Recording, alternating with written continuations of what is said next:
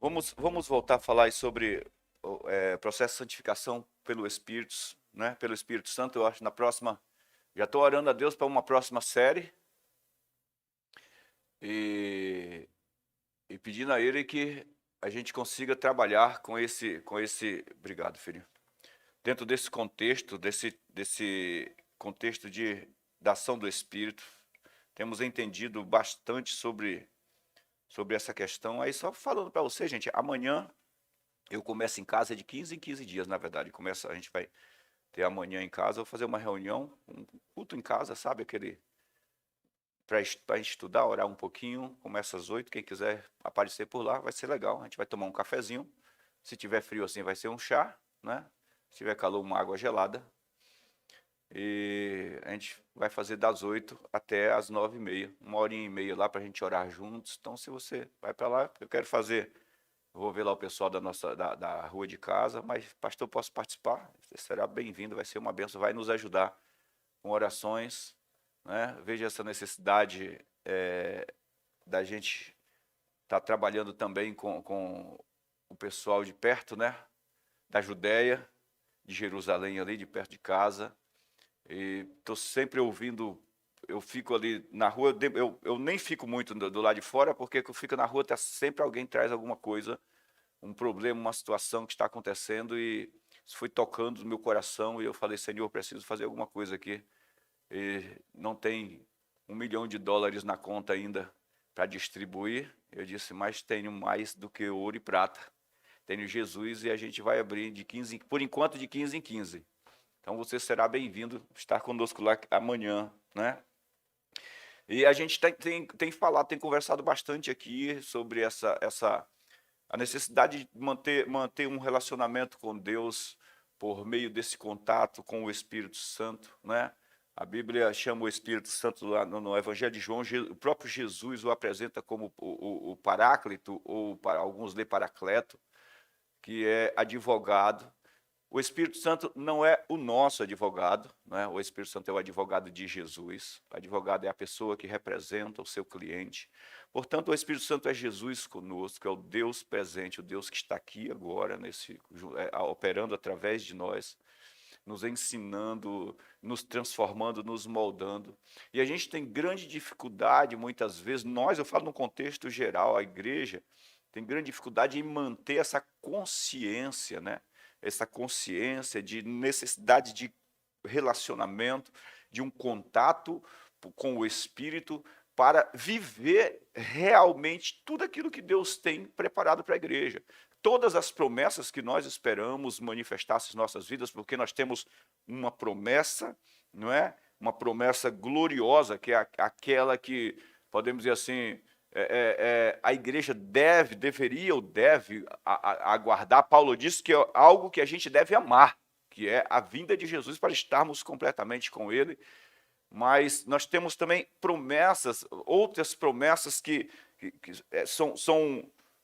vêm atreladas, podemos dizer assim. E como eu posso viver isso? Por meio de um relacionamento com o Espírito. Isso vai sendo desvendado, eu vou tendo os olhos iluminados e entendendo como eu me posicionar. Quando a gente fala em santificação dentro da igreja, posso dizer para vocês, por causa de uma radicalidade. O que é radicalidade na igreja? Pessoas que começaram 8 e dali a pouco passaram para 80. E algumas que começaram 80 e dali a pouco voltaram para 8. Nós temos uma radicalidade dentro da igreja. Pessoas que, ao invés de andar no meio do caminho, acabaram se frustrando numa área, indo para outra área muito radicalmente. Quando fala, olha, santifique-se, você tem que se santificar. Hoje, por exemplo, tem igreja que se falar a palavra jejum está dizendo que você não jejua mais, que Jesus jejuou por mim. A questão não é Jesus jejuou por mim, a questão é se Jesus jejuou porque eu não posso, não preciso. Né? Porque senão vai dizer também, ó, Jesus orou por mim, porque Jesus orava noites a fios. Se Jesus orou, eu também preciso orar. O Jesus homem que andou nessa terra, ele traz uma figura do que é o cristianismo padrão. Padrão de cristianismo não é a vida de Paulo, padrão de cristianismo não é a vida de Timóteo, padrão de cristianismo não é a vida de Pedro ou de Tiago, seja lá de quem for. foram homens de Deus, homens que Deus usou para nos trazer muitas informações, mas o padrão de um cristianismo que Deus nos apresenta é a pessoa de Jesus. Como eu viver com Deus, como eu conviver com Deus. Ele é o nosso padrão, ele é o seu padrão. É legal a gente imitar os homens de Deus que estão funcionando aí, não é? É importante, Paulo diz, sede meus imitadores, como eu sou de Cristo. Ele diz, sede apenas meus imitadores, sem olhar para Jesus. Não, como eu sou de Cristo, como eu estou imitando. Olha nas qualidades, naquilo que vocês encontrarem de Jesus e me imitem, se comportem dessa forma. E se tiver mais alguma coisa, mais alguma informação, Deus vai esclarecendo para vocês. Ou seja, o Evangelho vai nos levando a um amadurecimento onde nós somos enquadrados em Jesus. A santificação é o processo pelo qual o Espírito de Deus vai nos enquadrando em Jesus, para que, assim como Jesus viveu, assim como Jesus andou, assim como Jesus tinha a suficiência, a sua inteira disposição, não é? E não é a disposição apenas na questão de tudo que Deus tem para mim já está à disposição. Com relação a Deus, tudo que Deus tem para você já está à disposição. Mas com relação ao nosso posicionamento na terra, essa disposição tem que se manifestar. Para Jesus, não estava apenas à disposição, era uma disposição manifestada. Essa é a vontade de Deus para os filhos dele, para cada um de nós. O que é que Deus tem querido ou está querendo, deseja para a sua igreja? Que toda a sua vontade ela se estabeleça na terra por meio da igreja, como canais, sabe, quer seja na família, na vida financeira, na saúde, no relacionamento com Ele. Deus quer uma igreja relevante. O projeto de Deus é uma igreja relevante, uma igreja que funcione. E por causa dessa radicalidade que nós estabelecemos, alguém diz que vive em excesso de oração, alguém vive em excesso do estudo da palavra, nós somos tendenciosos aos excessos. Somos tendenciosos. Dificilmente você chega numa churrascaria, você senta na mesa e é tanta carne passando, que dali a pouco você já passou do seu limite e comeu e quer comer mais. E quando você pensa em parar de comer, diz, mas é tão caro, eu vou comer mais um pouquinho. Já foi, ó. Dificilmente alguém chega e come aquela medida certinha e fica satisfeito e paga caro, né? Alguma coisa vai te levar a pensar que você pode e deve passar a exceder. E isso é uma tendência da natureza humana, da natureza carnal, mas a natureza de Deus fala de equilíbrio, fala de estarmos no meio, sabe, certinho no meio do caminho, olhando para um alvo, e o alvo fala de algo central. Quando os apóstolos se reúnem com a igreja, eles dizem assim, olha gente, nós vamos deixar vocês cuidando aí da parte social e nós vamos nos dedicar à leitura da palavra e à oração. Olha só, a oração e o ensino da palavra, a oração e o ensino da palavra, ele coloca com equilíbrio. Quando você vê os dons do Espírito, a Bíblia fala dos 9 dons do Espírito. Quando você fala do fruto, fala de 9, um equilíbrio, sabe? Caminhando ali no centro. Quando nós falamos do relacionamento com Deus, é legal. Nós temos, eu falo aqui, né, nós temos recebido muita informação, estudo, leitura, ensino bíblico. Nós temos um culto que você vai ver dentro de um texto aqui, se nós conseguirmos ir até o final, sei lá, 20 versos, 15 passagens completas, mas se isso não estiver regado com aquele que põe poder nisso aí, nos tornamos intelectuais, só pessoas que sabem tudo e que não têm nada.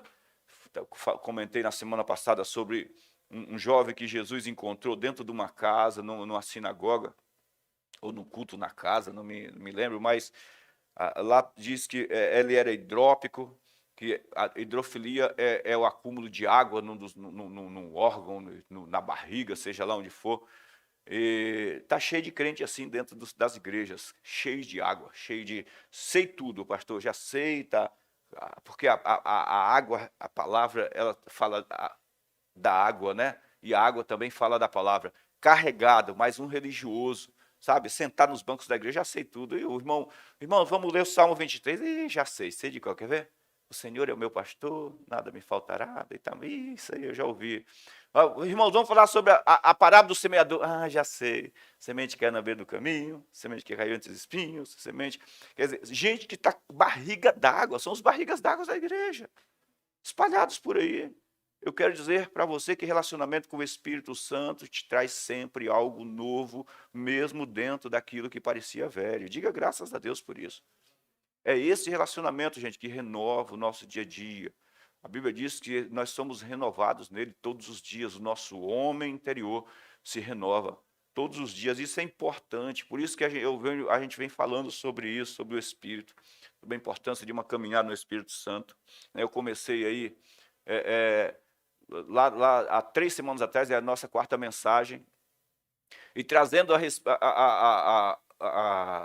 a instrução de Paulo para Timóteo, onde ele diz assim, olha, tem muitos líderes, ele está atirando diretamente no peito dos líderes, muitos líderes que estão arrastando o povo e querendo, apaixonados pelo dinheiro, achando que a piedade é fonte de lucro. Ele diz, piedade, porque a palavra piedade, que é devoção com as coisas santas, que é devoção com as coisas divinas, que na raiz da sua essência, piedade é santificação. Na raiz da essência original, piedade fala de santificação. Porque quando eu cuido e tenho devoção pelas coisas divinas e vivo em função disso, eu me separo para isso. Então, na sua raiz essencial, piedade é santificação. E ele diz que tem muita gente que usa piedade como meio de prosperidade. Ele dizia, e a piedade traz prosperidade, mas ele diz se ela estiver associada, acompanhada com contentamento, satisfação, gratidão a Deus, louvor a Deus. Então, ele não isenta essa questão da santificação, porque é necessário que eu esteja viva, cara, separado do mundo. Para que eu possa interferir no mundo, eu tenho que viver separado. Uma pessoa que não tem uma essência diferente, não interfere em nada. Em nada. Simplesmente concorda. É muito ruim quando se participa de uma reunião, acho que todos vocês aqui praticamente têm uma vida secular, não é? E participa de reuniões, e hoje,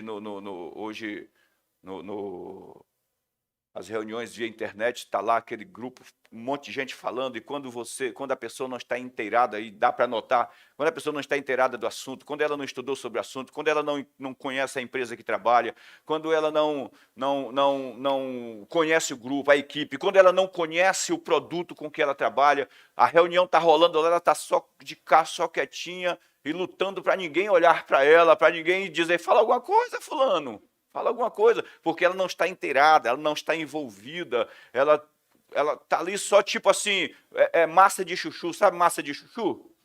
Você pode colocar em qualquer comida que ele aceita. Põe aqui massa de chuchu, ele aceita o sabor. Massa de chuchu ali, ele aceita o sabor. Massa de chuchu vai bem com açúcar, massa de chuchu vai bem com sal, massa de chuchu vai bem com qualquer tempero. É muito ruim, a igreja está cheia de crente massa de chuchu, que vai com tudo. Não faz diferença, não dá para interferir. Quando ele está, é como se não estivesse. Quando fala de santificação, nós falamos, gente, pelo Espírito. Não estou falando de santificação com a mão, pastor, eu não ando mais pecando porque eu vigio 24 horas por dia. Para, não é conversa. Ninguém consegue viver assim, nenhum de nós. Não ando mais em pecado que eu vigio 24 horas por dia. Nós falamos nossa vigilância. A Bíblia diz que é o guarda de Israel que não dorme. E não nós. Nós dormimos. E vou falar para você que tem noite que parece o inferno. Tem noite que você mata mata uns 2, corre atrás de uns 3, faz misericórdia. Acorda mais pecador do que antes de dormir.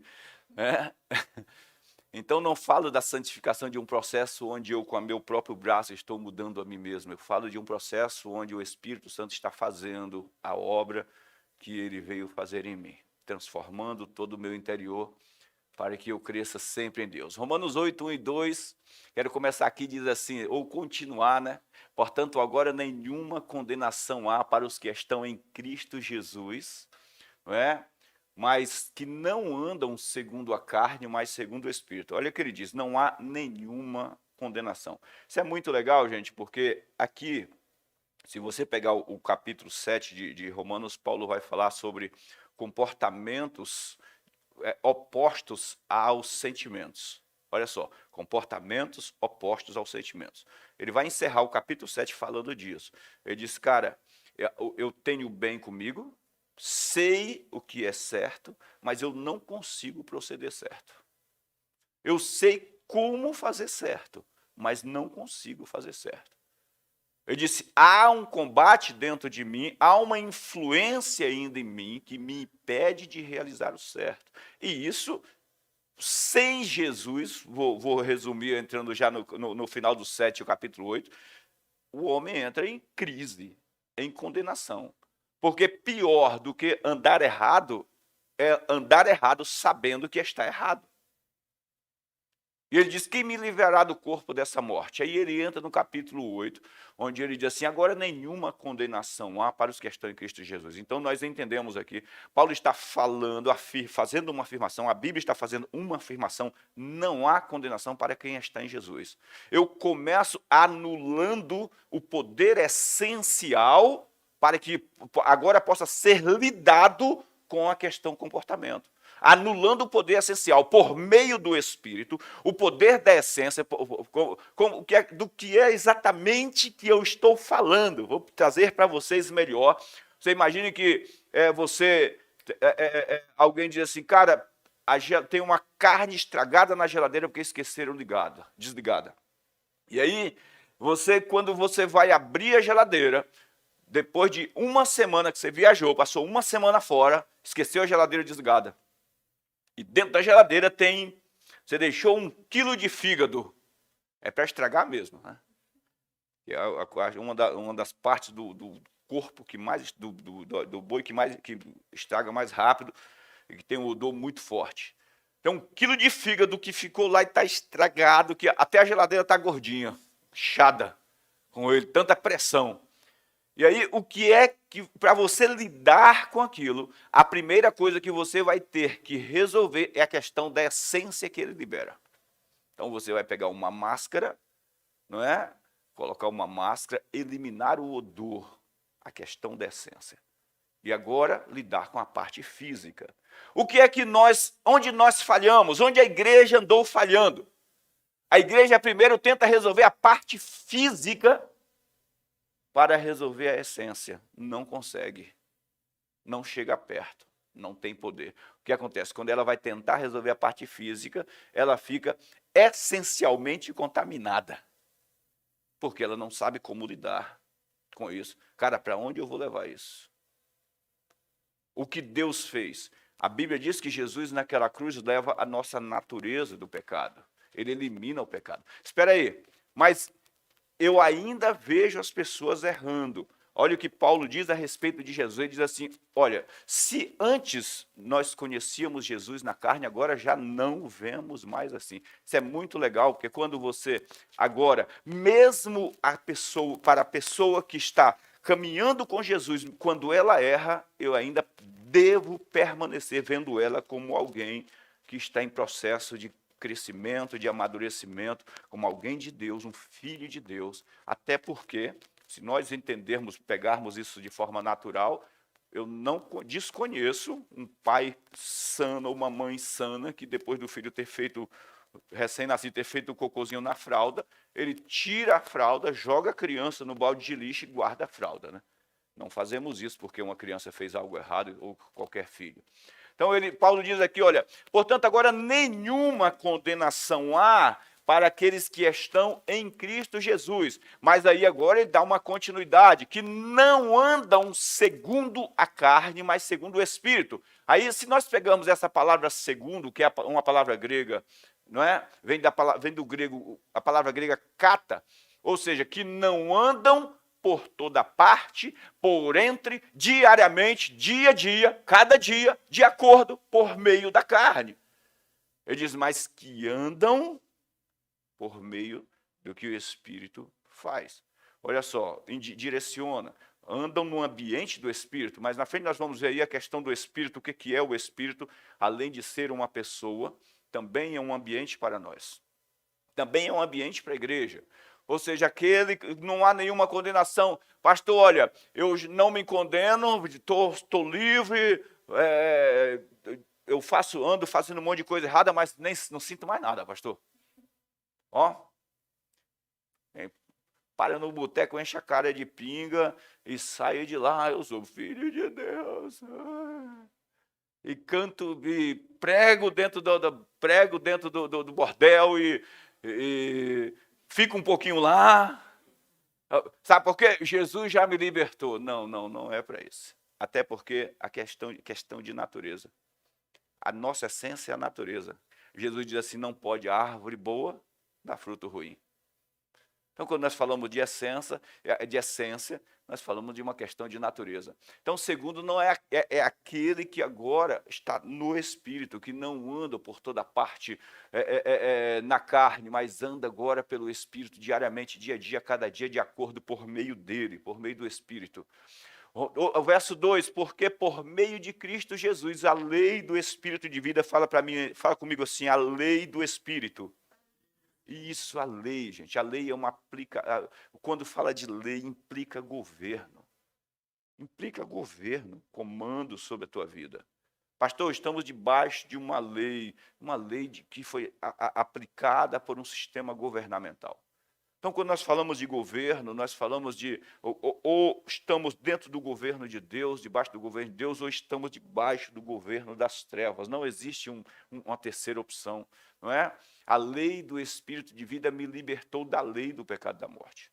Nós falamos dessa questão de agora, pastor, estou livre, recebi Jesus, sou nova criatura, aleluia, nasci de novo, não me sinto aquele peso que tinha no meu ombro, não está mais, não sinto mais aquele peso no ombro. Verdade, isso é de Deus, muito legal quando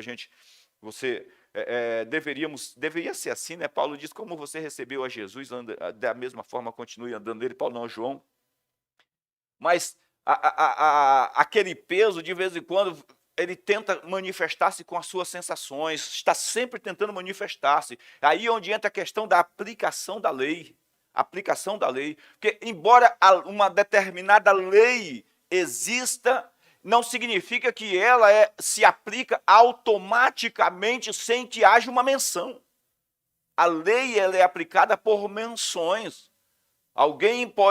O cara pode ser inocente e parar diante do juiz e parar na cadeia por não ter um advogado que entenda da lei e aplique aquela lei para que aquela pessoa inocente seja de fato inocentada e liberada. Então, lei é algo que é aplicado, por isso que falamos de governo, onde entramos debaixo que a lei é do Espírito, ele aplica esta lei em nosso favor, é ele quem faz isso constantemente. Evangelho de João, capítulo 16, não temos aí, mas eu vou ler aqui para vocês, para fechar, eu não coloquei no slide aí, mas João 16, dá uma olhada que diz, não precisa nem abrir vocês, só escutem comigo assim, diz assim, olha,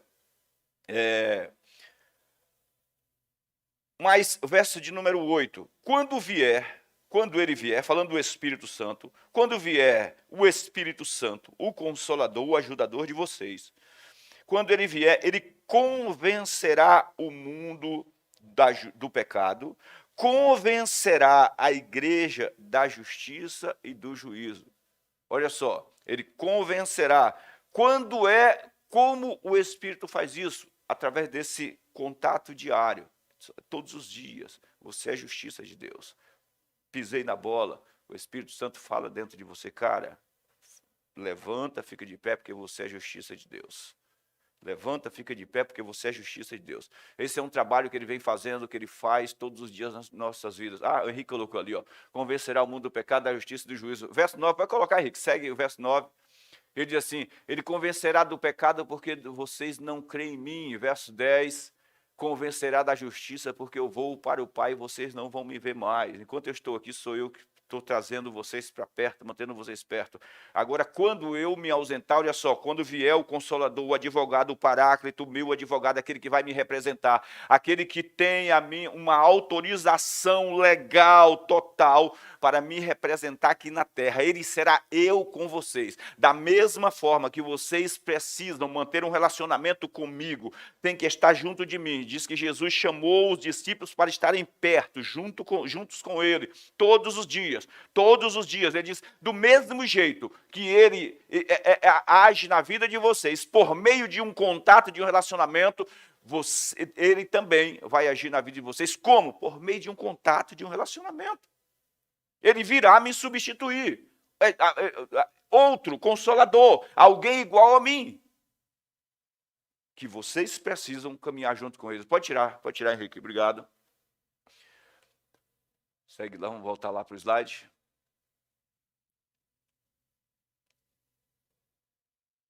A lei deve ser aplicada continuamente sobre os que se opõem a ela. Continuamente sobre os que se opõem a ela. Não até que, mas enquanto durar o sistema que se opõe. Presta atenção. Essa questão da lei do Espírito, porque nós desenvolvemos aquela mentalidade de tempos, onde quando eu me sinto mal, eu busco a Deus. E aí passa um tempo buscando a Deus, faço um período de jejum, de oração, tá? Passou aquele período, eu volto à vida normal, e o que parece ser uma vida normal, na verdade, é uma mentalidade errada que nós desenvolvemos, ao invés de ter uma caminhada constante com Deus, dia após dia, nós desenvolvemos uma mentalidade, eu chamo de mentalidade de campanha, sabe? Pastor, campanha das igrejas, não, campanha mental. Campanha mental.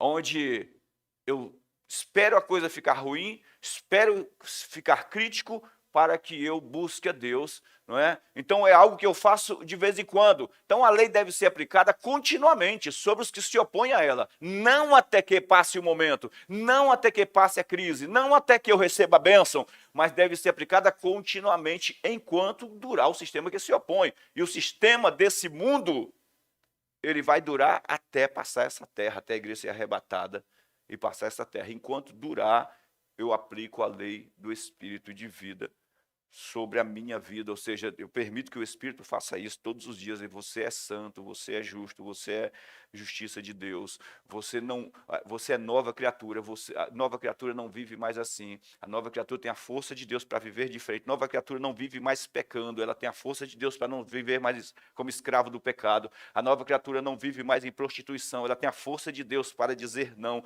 a nova criatura não vive mais mentindo, como Paulo disse, olha, agora que vocês são novas criaturas, nascidos de Deus, filhos de Deus, não roube mais, antes trabalhe fazendo o que é bom, o que é certo para atender agora aos necessitados, a quem tem necessidade, não minta mais para o seu próximo. Ele está dizendo, porque vocês agora são novas criaturas. Como pastor, eu vivo isso na prática, o Espírito Santo, ele é a pessoa que vai te transformando todos os dias. A lei é estabelecida por um governo, e a lei do Espírito só se aplica aos que se submetem ao seu governo. Essa é a nossa realidade. Né? Lei estabelecida pelo governo, ela só se aplica para quem está debaixo desse governo.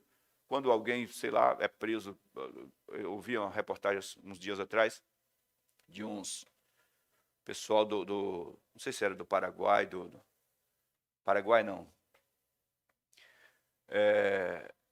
Bom, de um país aqui sul-americano, que estavam roubando aqui no centro de São Paulo, e a polícia pegou eles lá com uns 10, 20 celulares numa sacola. E eles estavam aqui ilegalmente, então, imediatamente o advogado entrou para tentar levá-los para lá, para o país deles, para serem julgados lá, não pela nossa lei, mas pela lei de lá, porque eles não estavam debaixo, embora estivessem aqui no Brasil, estão aqui no Brasil, aí existe essa possibilidade de levá-los para lá. Não sei o fim que deu, mas há uma brecha, há um espaço onde há a possibilidade de levá-los para lá e eles serem julgados pela lei deles. Se lá não for crime fazer isso, roubar celular não for crime, eles não serão condenados.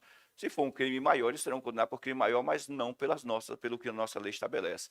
Então, significa que a lei é estabelecida por um governo, e a lei do Espírito só se aplica aos que se submetem ao seu governo.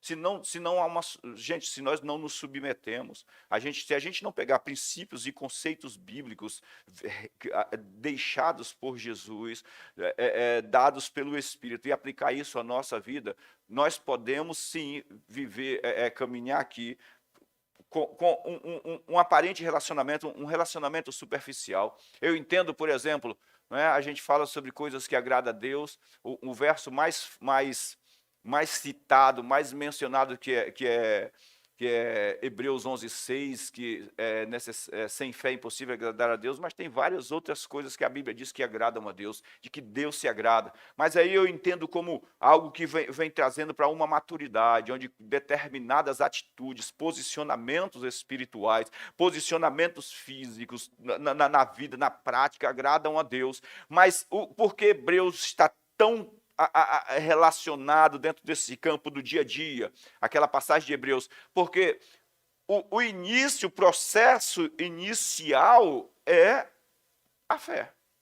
Eu começo a fé, a porta por onde eu entro, no espaço onde todas as demais atitudes e comportamentos vão sendo manifestadas. Não é? Isso significa que a nossa caminhada com Deus é de uma vida inteira. Nós temos aí 4 vezes na Bíblia essa expressão aí, ó. O meu justo viverá pela fé. Ou o justo, né? Porque em Abacuque não tem o meu justo, mas o justo viverá pela fé. 2 Coríntios 3, 16 a 18 diz assim: mas quando alguém se converte ao Senhor, o véu é retirado. Quando alguém se converte ao Senhor, o véu é retirado. Eu peguei aqui para a gente, antes de passar para o verso 17, a palavra converte, que é epistrepse, volta-se para, anda por meio ou a favor. Quando alguém se converte ao Senhor, é como se eu estivesse indo nessa direção, não é? A palavra conversão que tem um contexto, essa palavra conversão, converte aí, que em outras passagens você vai ver a palavra conversão como metanoia, mudança de mente. Nessa passagem, uma das passagens, vou usar essa passagem especificamente, que é epistrepse, é alguém que vira ao contrário e entra em algo. Alguém que vira ao contrário e entra em algo específico. Não é? Porque aí não está falando de uma mudança de mente, está falando de uma mudança de atitude imediata. Eu viro ao contrário e entro em algo específico. É como se eu fosse sair para aquela porta e entrar naquela porta atrás do João e eu decidisse entrar na outra porta. Ele diz: quando essa pessoa vira-se, volta-se para o Espírito, para o Senhor, e anda por meio dele, ou em favor, de acordo com ele. Uma ideia que nós podemos trazer desse andar no Espírito como um ambiente, não apenas como uma direção de alguém que está nos dirigindo, mas como um ambiente proporcionado por ele. O povo dentro no deserto. A Bíblia diz que durante a noite uma coluna de fogo os cobria e os aquecia, e durante o dia uma nuvem, deixa eu ver se eu consigo produzir uma nuvem aqui. Sim, ali, está ali o tablet, né? Apareceu ali a sombra do tablet. Então, o limite daquele povo era a sombra do tablet, é um ambiente fora do calor escaldante do deserto. Então, eles estavam ali.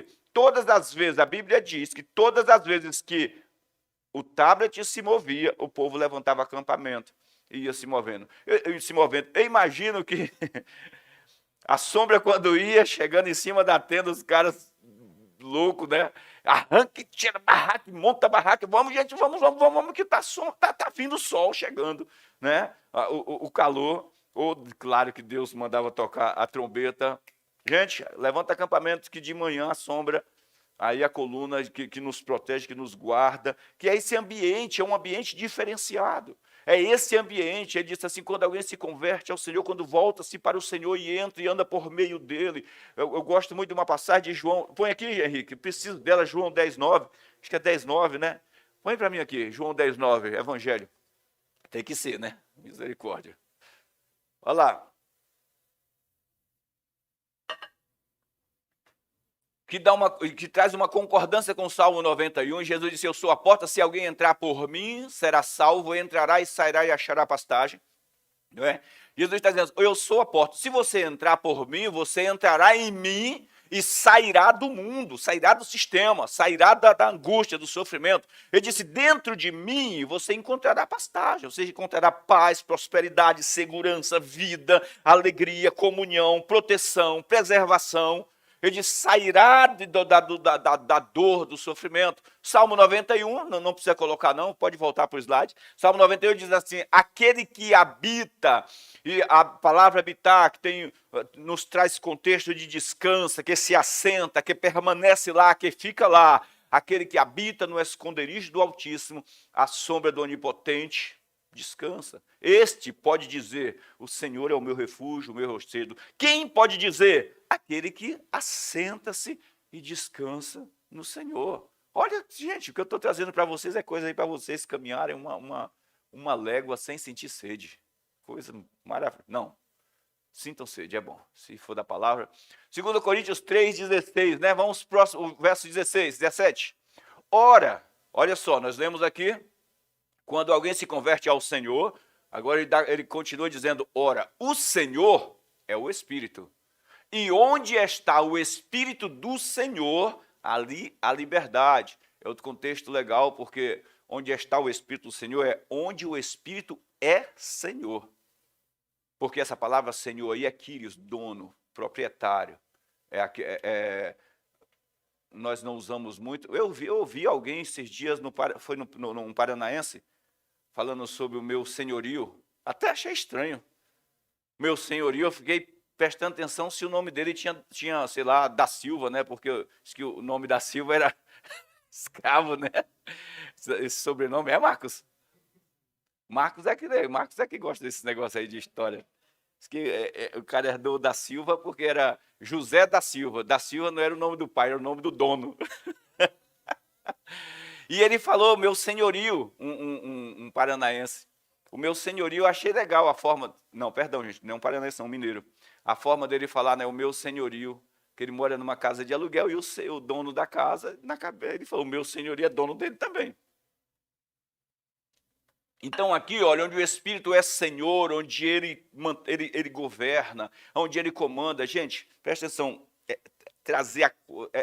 deixa isso fluir dentro do seu coração para que vire uma realidade dentro de você. O fim disso, se nós passarmos 10 cultos falando sobre essa santificação pelo Espírito, o resumo disso tudo é: desperta em todos os dias esse contato. Todos os dias. Todos os dias. Porque Jesus disse que o Espírito é quem testifica dele. É o Espírito quem dá testemunho dele. É o Espírito quem vai falar dele. É o Espírito quem vai revelar ele. Gente, não existe outra forma. Não existe. E todos nós com o rosto descoberto, que com a face descoberta, contemplamos a glória do Senhor, segundo a sua imagem, estamos sendo transformados com glória cada vez maior, a qual vem do Senhor, que é o Espírito. Entendam isso, olha, todos nós que com a face agora descoberta, lá, se nós pegarmos o verso anterior, ele diz assim, olha, quando o véu é tirado, alguém se converte ao Senhor. Vou voltar aqui um pouquinho. Mas quando alguém se converte, o véu é retirado.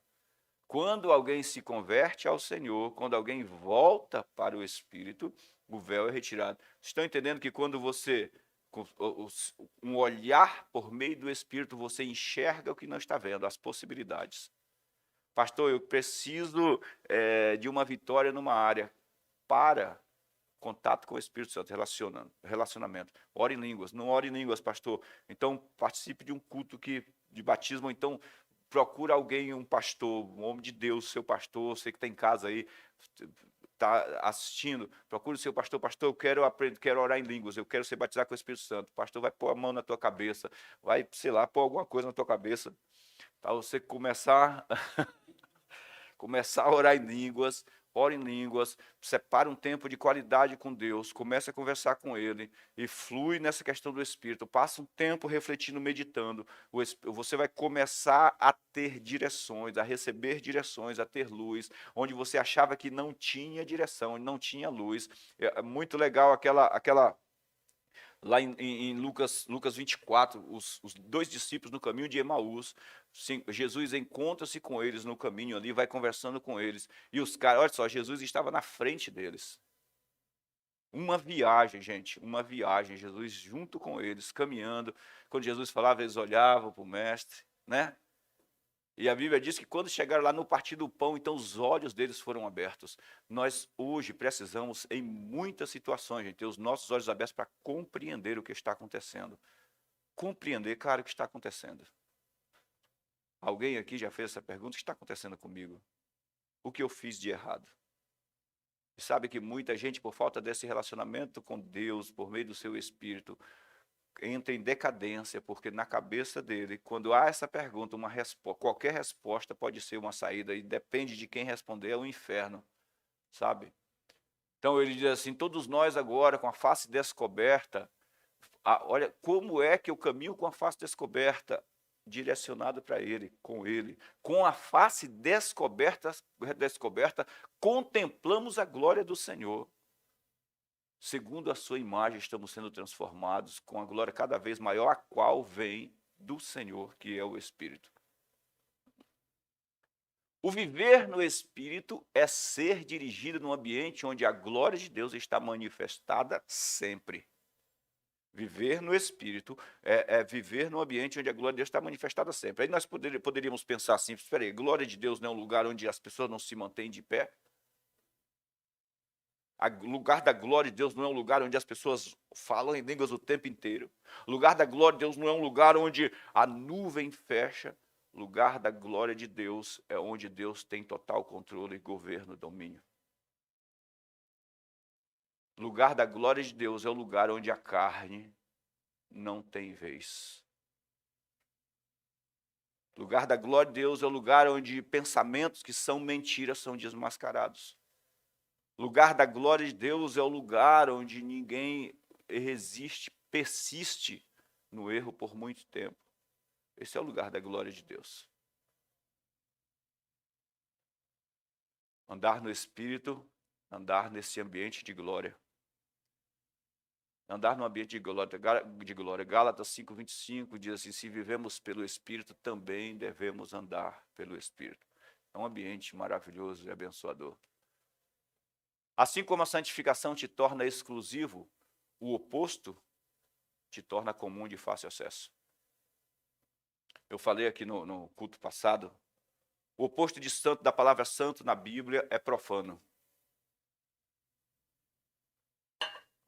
E você sabe que a palavra profano, talvez as pessoas nem tenham percebido como elas fizeram intercâmbio dessa palavra, não é? E talvez até por ter visto em filmes, porque eu acredito que a maioria que usou essa palavra na vida nunca consultou um dicionário do grego para saber o que significa profano. E sequer um mini dicionário Aurélio, né? Mas a palavra profano, que é um lugar de acesso livre, porque a palavra profano, a palavra grega profano, que é dada como o batente de um prédio, não o batente de uma casa, mas a soleira de um prédio. Por que a soleira de um prédio? Porque é o lugar onde muitas pessoas têm acesso, e não a soleira de uma casa que é de acesso exclusivo. Então, o oposto de santo é algo comum, é algo onde qualquer um tem acesso, onde qualquer um põe a mão, onde qualquer um comanda. Aí você vai entender, porque quando nós falamos de santificação, falamos de alguém que é exclusivo. Deus diz lá em Zacarias: eles serão um povo meu, especial. Pedro diz que nós somos uma geração, é Pedro, né? Geração eleita, povo especial. Lá em Zacarias diz que é um tesouro particular. Zacarias não, Malaquias, perdão. Ele disse: esses eles conversam e eu vejo. A importância de nós vivermos dessa forma, onde há uma diferença, onde somos capazes de interferir apenas por estar presente. É muito ruim estar num ambiente onde, sei lá, você é cristão, eu falo você agora no contexto, vocês estão me ouvindo em casa, o pessoal que está aqui. Está num ambiente onde a pessoa começa a falar, sei lá, pornografia, e você está ali, ela sabe que você é cristão ou é cristã, e ela continua falando e olha nos teus olhos e espera uma resposta sua, você dê risada e contando. É do inferno, isso é maligno. Existem os dois tipos de pessoa: aquela que não respeita, que é cara de pau, que você tem que falar para ela: toma vergonha na tua cara e cala tua boca e sai daqui, não quero andar com você. E tem aquela que te respeita, que diz, opa, mas é ruim isso, não é saudável. Por isso que o processo de santificação, ele produz isso na tua vida, uma resistência às ações do inferno, naturalmente por presença. Quando Jesus pisa na ilha de Gadara, ele desce do barco e pisa na terra. A Bíblia diz que o gadareno, o endemoniado, o demônio traz o cara para os pés de Jesus. Pastor, mas era Jesus, representando o cristianismo que deveria viver hoje, né? Atenção, relacionamento é ferramenta indispensável para a santificação. Relacionamento é ferramenta indispensável para a santificação. Henrique, me ajuda aí, por favor, no tempo. Tá bom? Não deixa correr, não. É ferramenta indispensável para a santificação. Eu coloquei o relógio, gente. Você acredita que agora que eu estou olhando aqui, o relógio é 12:10 já. Eu olhei aqui agora, misericórdia, nem olhei que ele parou de funcionar. Ontem à noite, sei lá, ontem meio-dia.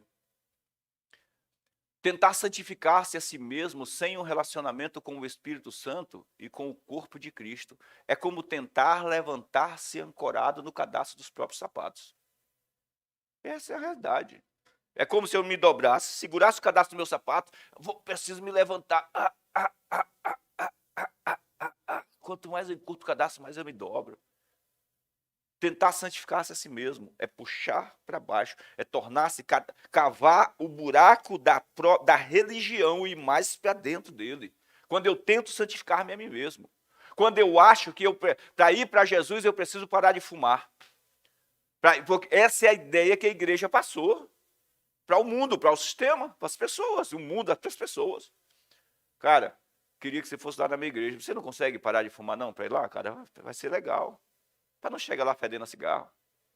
Cara, queria que você fosse da minha igreja lá, mas você não consegue parar de beber para ir lá, não? É como dizer assim, olha, santifica-te primeiro, para depois ir. E o pior é que muito crente ainda usa as passagens bíblicas. Sabe por quê, irmão? Deus disse assim, olha, santifica-te hoje e amanhã, que no terceiro dia eu vou fazer milagre no meio de vocês. Só que Deus não está falando isso para o mundo, para quem não é cristão, está falando para a igreja dele. Ele está falando para a igreja dele, para o povo dele, e não para quem não é cristão. Quem é cristão, cara, só não beba naquele dia do culto, senão você não vai receber a palavra. Aguente um pouquinho. Vem comigo, vou andar com você. Naquele dia, para você se segurar aí, não beber. Cara, vê se você consegue ficar sem cheirar uma cocaína no dia, porque senão você vai chegar doidão, você não vai entender nada. Naquele dia. Mas você vai chegar lá, depois do culto, você vai sair liberto. Depois do culto, você vai sair, bateu cachaça, vai sair jogando cachaça para fora. Na hora que você sentir o cheiro da danada. Vai sair.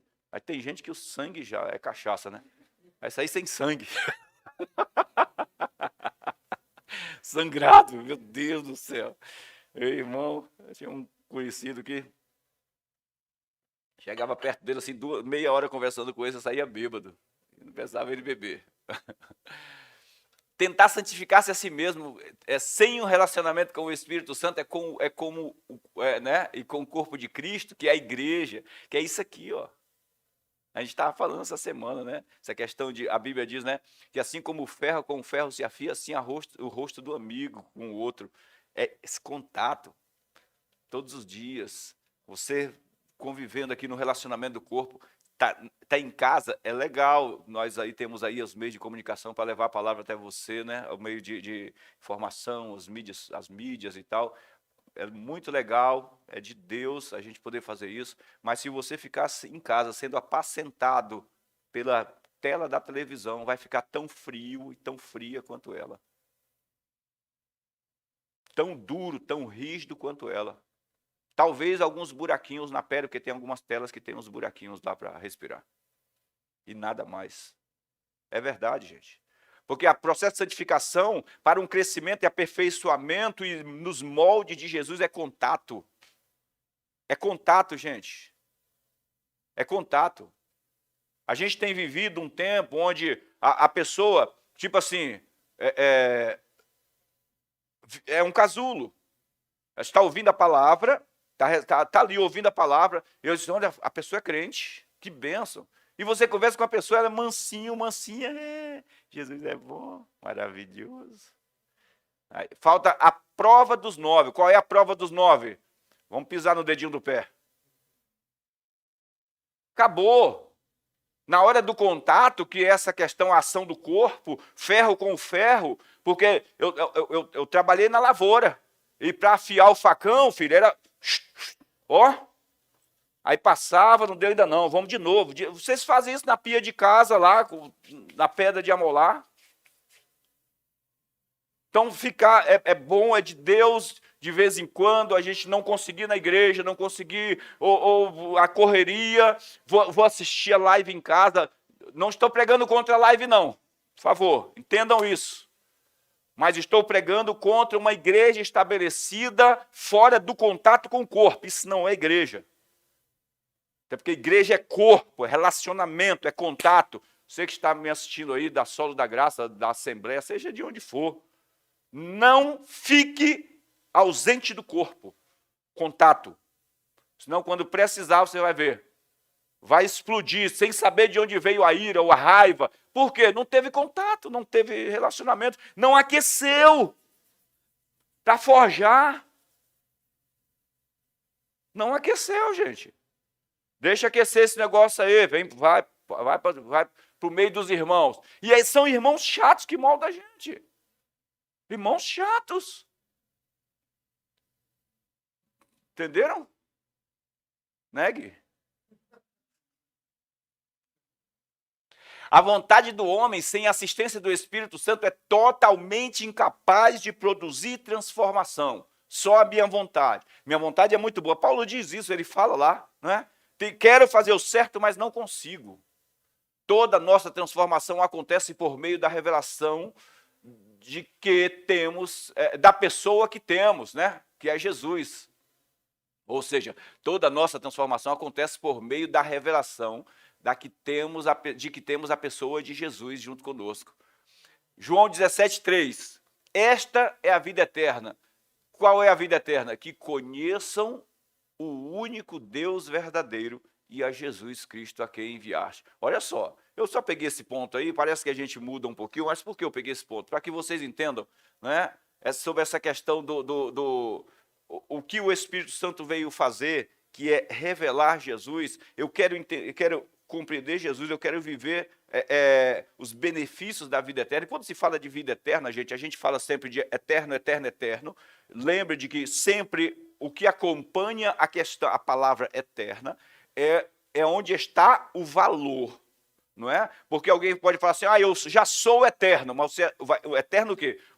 Tem a vida eterna ou vai viver eternamente sem Jesus? Porque ambos são eternos. Então, quando fala de vida eterna, fala de muito mais do que viver eternamente. Existe todo um conjunto, um pacote aí que a se desenrolar. Nós já somos participantes da vida eterna. Se nós já somos participantes da vida eterna, existe aí um conjunto de coisas que são atreladas a essa questão da eternidade. Saúde, longevidade, sabe? Paz, relacionamento com Deus, porque é um ensaio para coisas futuras, para o que tem para se desenrolar no futuro. Então, esse contato com o Espírito Santo traz principalmente essa revelação da vida eterna, que é o conhecimento de Jesus. Como Jesus disse que ninguém será capaz de ir ao Pai senão por meio dele, também ninguém será capaz de conhecer a Cristo, ser transformado ou viver as promessas sem um relacionamento com o Espírito Santo. Não tem como. Não tem como. Sabe o que é que a gente vai fazer? Nós vamos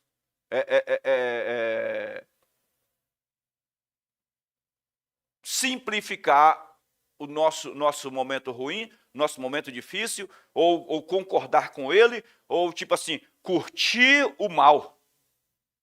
A Bíblia chama de negócios não autorizados. Eu esqueci a palavra que é usada para isso, lá em Provérbios, não, em Eclesiastes. Quando eu negocio algo que Deus não negocia. Para mim, eu ouvi essa palavra por aí. Procrastinar. Quem falou? Isso aí, o pastor Cássio. Procrastinação. Quando eu procrastino a vontade de Deus, eu concordo com algo que Deus não concorda. E é o que nós estamos vivendo hoje. Nós estamos vendo a pessoa, ela não tem saída, ela não sabe o que fazer, ela perdeu a noção. Ela diz assim, não, isso é da vontade de Deus. É porque os tempos mudaram. Então, essa é a vontade de Deus. E, gente, e sem o Espírito, vai se tornar a vontade de Deus para aquela pessoa. Se a mentira torna-se a minha verdade, é muito difícil eu me converter dessa verdade. Eu vou me converter mais e mais a ela. E é o que nós temos vivido hoje. A igreja entrando num ambiente de normalidade, onde, cara, é importante estar na igreja. Mas por quê? É muito legal estar com os irmãos. Muito legal, a gente senta lá. Não, não é por isso. Não é por isso. É porque eu sou filho de Deus, é porque Deus tem direções para a minha vida, é porque Deus tem um propósito para a minha vida. Na verdade, não tem um propósito, é porque eu sou um propósito de Deus. Você pode declarar comigo, eu sou um propósito de Deus. Gente, se você é um propósito de Deus e você saiba disso, Deus vai terminar o que começou na tua vida, sem dúvida, em vitória. Entendam isso. Vamos, cadê o pessoal? Vem para cá já para a gente encerrar. Não é? Vem para cá que eu quero fechar com vocês.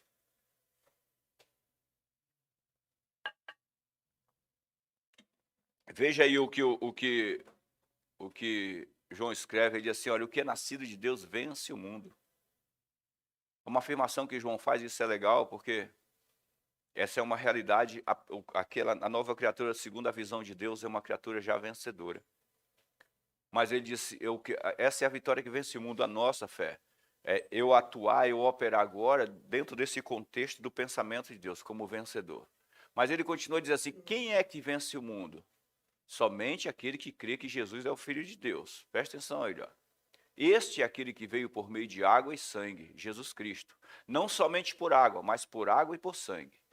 E o Espírito é quem dá testemunho, porque o Espírito é a verdade.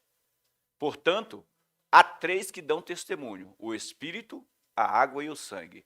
E os três são unânimes. O Espírito, a água e o sangue.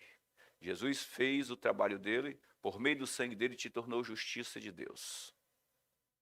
Você recebe tanto a água do batismo, quanto a verdade que tem vindo, mas sem o Espírito, sem o contato, sem o relacionamento, sem a evidência, sem a manifestação, sem o poder do Espírito, não completa aquilo que Deus quer para a tua vida e para a minha vida. Andar no Espírito é viver no ambiente da glória de Deus, onde todas as possibilidades estão à sua disposição. Vamos nos colocar de pé?